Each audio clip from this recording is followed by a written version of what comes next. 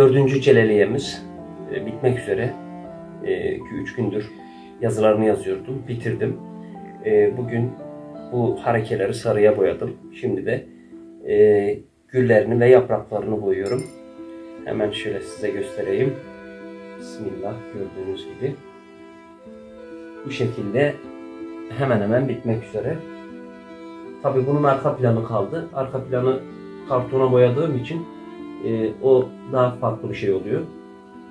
Şimdilik şu güllerin yaprakları var. Bu güllerin yapraklarını da boyarsam bitecek. Bugün farklı bir boya kullandım. Şu harekeleri yaldızlı bir boya kullandım. Şöyle hafif simli. Aslında bu daha kaliteli bir boya ama çok pahalı. Öbür çalışmalarda inşallah bu boyadan alıp yapmaya deneyeceğim. Şimdilik şu yapraklarım kaldı. Yapraklar da bittikten sonra bitmiş halini hep birlikte izleyeceğiz.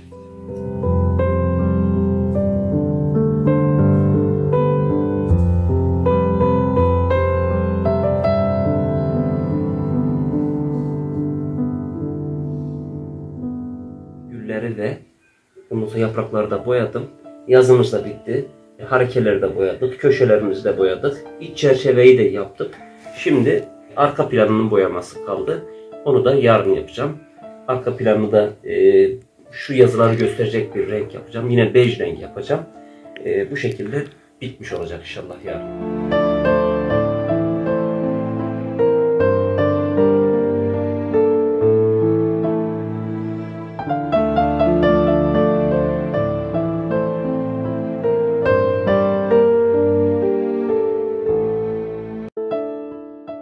Arka planımız da bitti. Arka planımıza gördüğünüz gibi bir karton.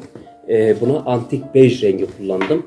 Üzerine de antik Tuivin ismini verdikleri kahverengi bir şeritler böyle yaptım.